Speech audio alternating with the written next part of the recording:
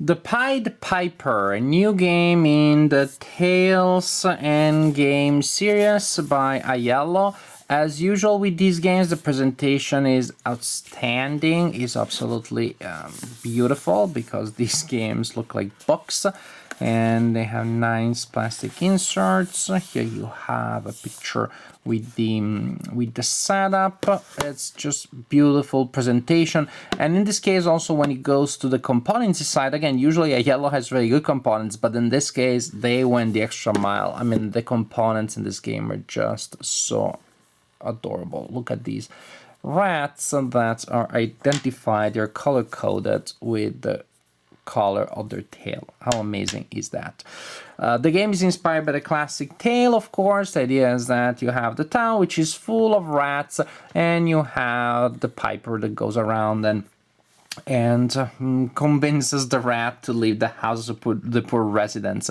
In this game, you play the role of the residents. Each player has a building, a house represented by these sort of like bookmark-looking buildings, and look at interesting enough, I mean, they could just be 4 copies of the same building, but actually, as you can see, again, look at the attention to the detail. The buildings are different, showing different residents, and some of these are really funny looking. This is my favorite one. Look, and she's like, peeking out of the window, a little scared.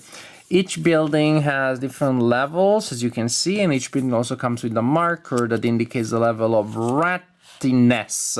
The higher the marker, the more rats are in the house. If the house is full to the brim with rats, then you're out of the game. And this is how the game works. You're trying to send rats to other people's houses, and you're trying to lower the level of rats in your own house.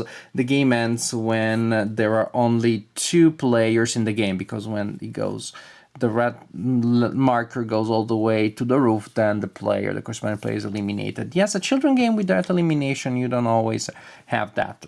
And when the game is over, the player with the lowest level of rats, where the player with the marker at the lowest level, is the winner of the game.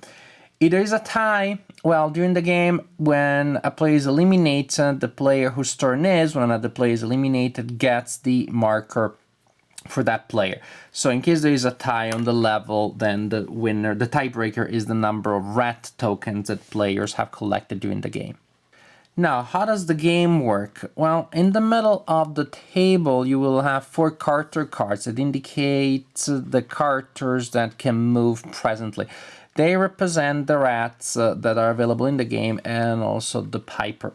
So right now, these are the 4 characters that can move. When one of the characters moves, you remove the character, you draw another card, and that changes the pool of available moving characters. You have these cards here. Each player has a hand, oh, not this one. Each player has a hand of cards that will be used to create movement. You have a hand of 4 cards in your hand. Suppose these are my cards. During your turn, you have to play 2 of your cards on the board that is on one of the characters. And so I decide, for example, to play in that card there and that card there. You have to play 2 cards, and they have to be on 2 different characters. So that would be my turn. I draw 2 cards at the end to replace the cards that I just played, and that is it.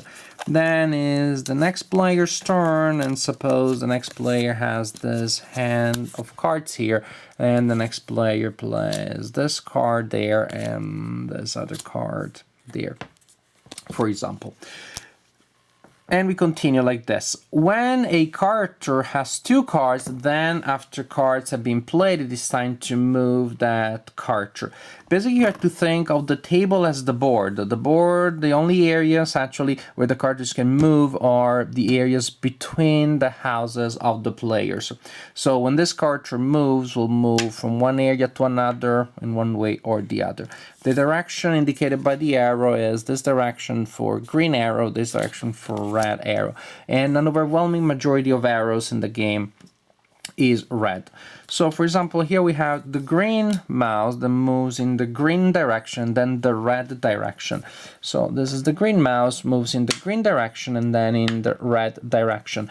When a mouse moves through a building, then you raise the level of rat presence by 1. So actually this is a pretty nasty move because 1, 2, you got to raise the level of that rats in that house by 2. Then you discard the cards, you discard the Carter, and the Carter is replaced.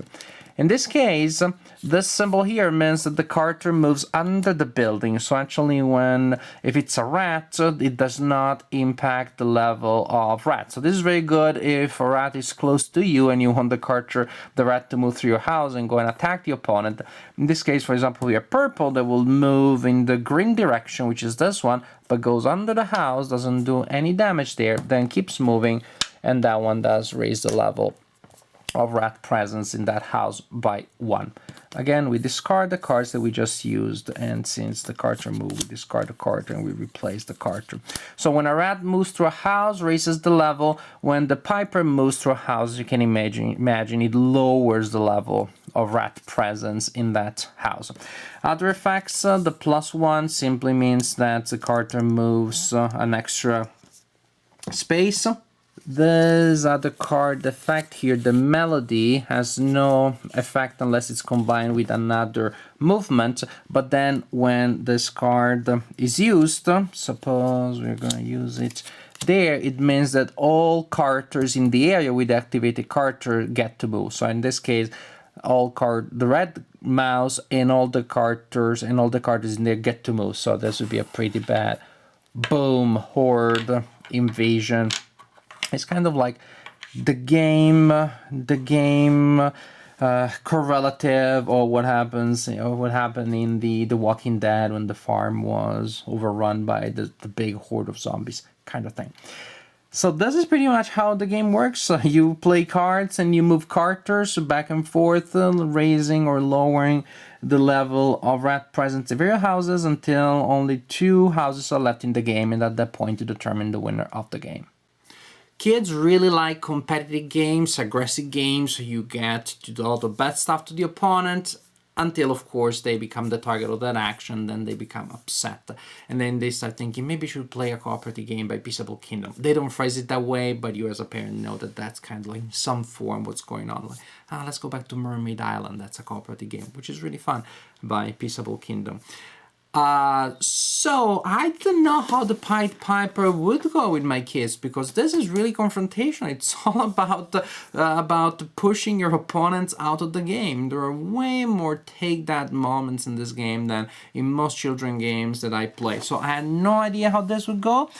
And yet, somehow, it worked very well. My daughter Amelia, that I played it with, loves it.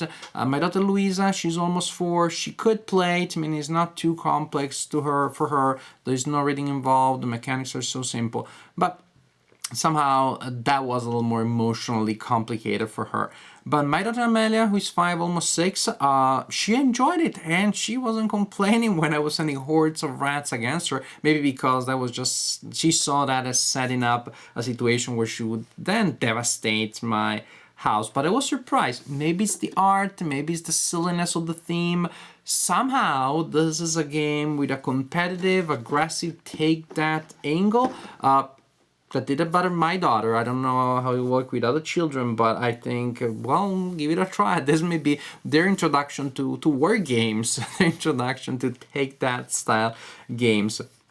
In general, it's a fun game that also has another added bonus if you're playing it with children, which is it's a game that teaches progressive thinking. I would almost say teaches programming in a sense. We played a game meant to teach programming earlier this year. Well, it was around last Christmas, called Robot Turtles, where you write your own program and you tell with cards, you tell the turtle where to go and the turtle moves around. Now, my daughters enjoyed it for a while and then they kind of like got tired of it. The game felt a little too dry, felt a little too, I don't know, scientific, too didactic. Maybe the didactic element kind of like after a while came through the design.